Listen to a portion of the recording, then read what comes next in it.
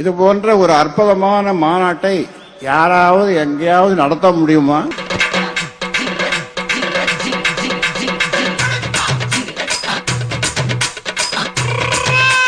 பாத்தீங்களா சார், சாரோட பிராக்டிஸ்.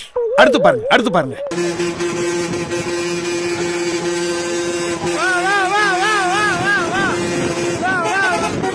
இது போன்ற ஒரு அற்புதமான மாநாட்டை யாராவது எங்கேயாவது நடத்த முடியுமா?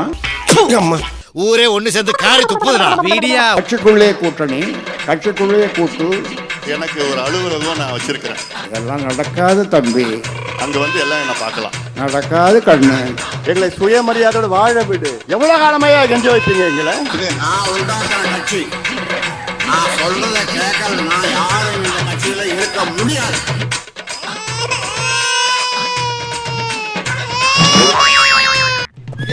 பஞ்சாயத்தடா முடிச்சு பாரு, நமக்காக அம்பட்டு போலும் பிள்ளை குட்டியோட வெயில்ல காத்து கிடக்குறாங்களே.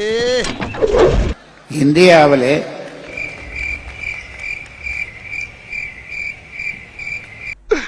இன்னைக்கு என்னெல்லாம் பண்ண போறாரு? 34 வகையான அமைப்புகள், போராட்டங்கள்.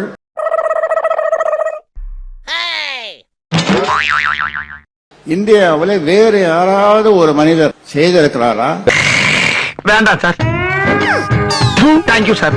50 ஆண்டு காலம், 45 ஆண்டு காலம் தொடர்ந்து உங்களுக்காக உழைத்து வருகிறேன்.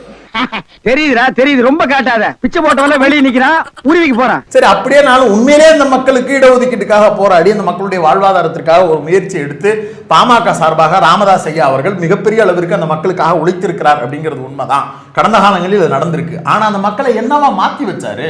ஏன்னா நம்ம ஆண்ட பரம்பராடா.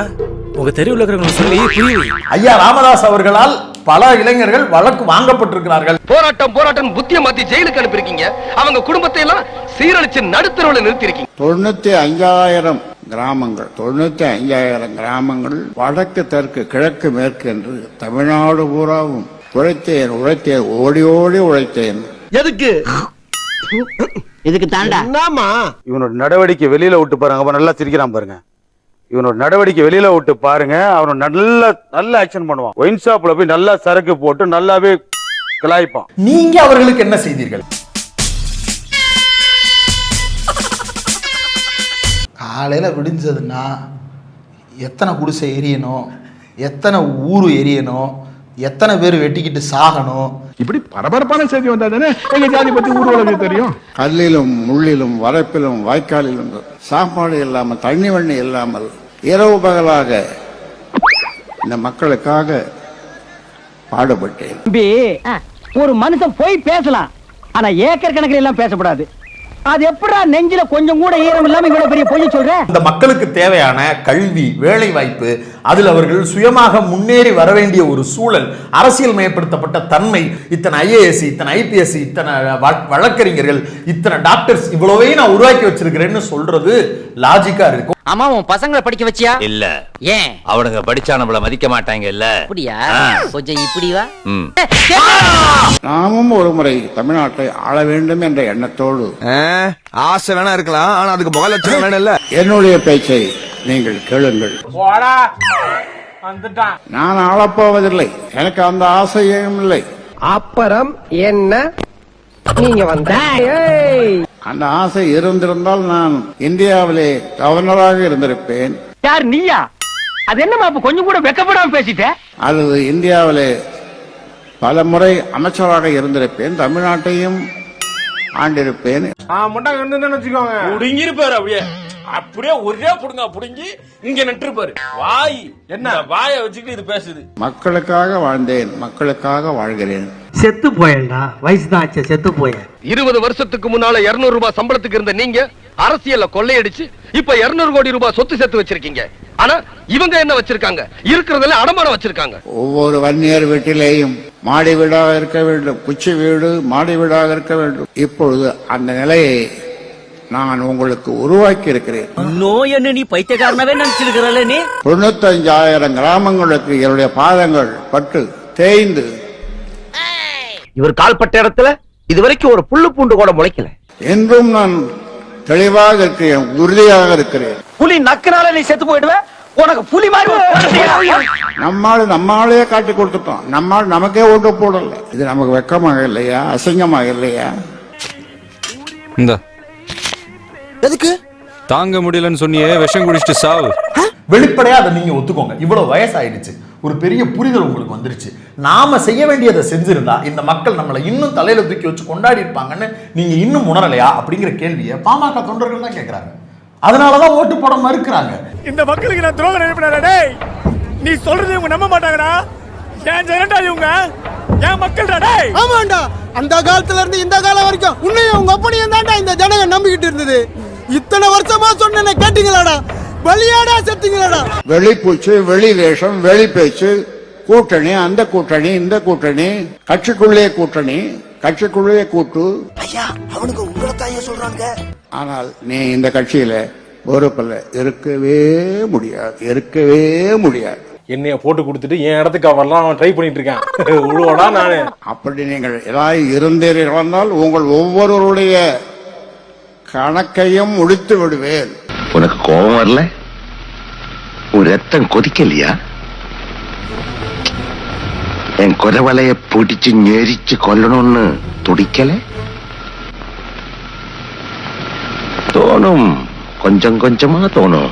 எம்எல்ஏ என்று பார்க்க மாட்டேன். எம்எல்ஏன்னா தூக்கி கடல்ல வீசிடுவேன். கடல்ல தூக்கி வீசிடுவேன்றாரா? தூக்கி வீசிடுவேன். எனக்கு 87, 2 மாசம் போனா 87 வயசு. ஆல்ரெடி நீ டூ லேட், கிளம்பு. உன் டேட் ஆஃப் பர்த் எனக்கு தெரியும். இந்த மாதிரி நேரத்துல நீ எல்லாம் அனுசரணையா நடந்துக்கணும்.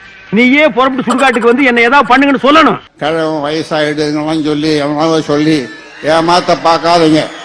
போது நாளை யாரை எழுப்பி விட்டது? என்னுடைய பலத்தை தெரிந்து கொள்ள வேண்டும் என்று சொன்னால் வந்து என் கையை பிடிச்ச பார். நீங்க கையை காட்டு. பாரு, உனக்கு நர்வஸ் வீக்னஸ் ஜாஸ்தியா இருக்கு. டெய்லி ஒரு நிரோபியன் இன்ஜெக்ஷன் எடுங்க. அவ்வளவு பலமாக இருக்கிறேன் நான். ஏண்டா கெழுட்டு நாயே, நாடி நரம்பெல்லாம் ஆடி போச்சு. உனக்கு இளம ஊஞ்சல் ஆடுதா? உங்களுடைய ஜாதகத்தை எடுத்துட்டு வா, தோட்டத்துக்கு கொண்டு வா, நான் பார்க்கிறேன். ஏன் திவசம் எதுவும் நடத்த போறியா? உங்க ஜாதகத்தை கணிக்கிறேன். நீ அந்த கிளி ஜோசியம் பாக்குறோம் தானே? ஆமா சார். அடிங்க. ஆனால் நீயோ காலை வாரி கொண்டிருக்கிறாய். இது இனி நடக்காது, நடக்க விட மாட்டேன். இப்ப என்னடா உனக்கு? என்னப்பா வாடா போடா மரியாதை இல்லாம பின்ன எப்படா உன்னை கூப்பிடுறது? உனக்கு என்னடா மரியாதை? யாருடா? வன்னியர்களுக்கு நான் சொன்னேன்ல, 109 காவல்துறை உயர் அதிகாரியில ஒருத்தர் தான் வன்னியர்னா, நான் தந்தை பெரியாருடைய வாரிசு. தந்தை பெரியார் தாத்தா சமூக நீதி மண்ணுன்னு பேசிட்டு இருக்கீங்களே, ஒன்று மண்ணாங்கட்டியும் கிடையாது. டேய் சொம்பு திருடி, திருட்டு நாயே, நீ பேசக்கூடாதா பஞ்சாயத்துல?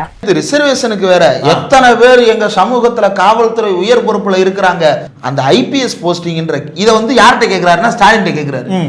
ஐயோ ஐயோ, அட தற்கூரி நாயங்களா, ஏன்டா இந்த மாதிரி அநியாயம் பண்றீங்க? இது நீங்க மோடிட்ட கேட்கணும். UPSC exam union public service commission, அதுக்கு தமிழ்நாட்டுக்கு சம்பந்தமே கிடையாது. இவ்வளவு நாளா இது தெரியாம போச்சு. நீங்க பாமகன்ற கட்சி ஆரம்பிச்சு பாஜகவோட கூட்டணி வச்சு, அதிமுகவோட கூட்டணி வச்சு, திமுகவோட கூட்டணி வச்சு, திமுகவை அதிகாரத்தில் இருக்கும்போது அந்த அதிகாரத்திற்கு காரணகர்த்தாவே நீங்கள் இருந்தோம். உங்களை அந்த மக்கள் நம்பல அப்படின்னா அந்த மக்களுக்கு நீங்கள் செய்தது துரோகமா, அந்த மக்கள் உங்களுக்கு செய்தது துரோகமா? நீங்க சொல்லுங்க. கட்சி மாறுவதால் என்னை கோலை என்றோ பச்சொந்தி என்றோ எண்ணி விடாதீர்கள். இருக்கின்ற கட்சியிலே இருக்கின்ற மேடையிலேயே இங்கிருந்து இன்னொரு கட்சிக்கு தாவும் தைரியமும் தன்னம்பிக்கையும் இந்தியாவிலே எனக்கு ஒருவனுக்கு தான் இருக்கு என்று கூறிக்கொண்டு இங்கிருந்து விடைபெறுகிறேன். ஸ்டார்ட் பண்ணு.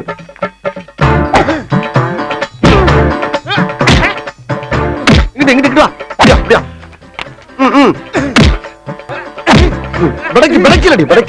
மண்டையில மட்டும் அடிச்சிடாத, குலக்கேசல் உள்ள போயிருவேன். சரியா? உங்க வீட்டு பிள்ளையா நினைச்சு எல்லாரும் என்னை மன்னிச்சிருக்க.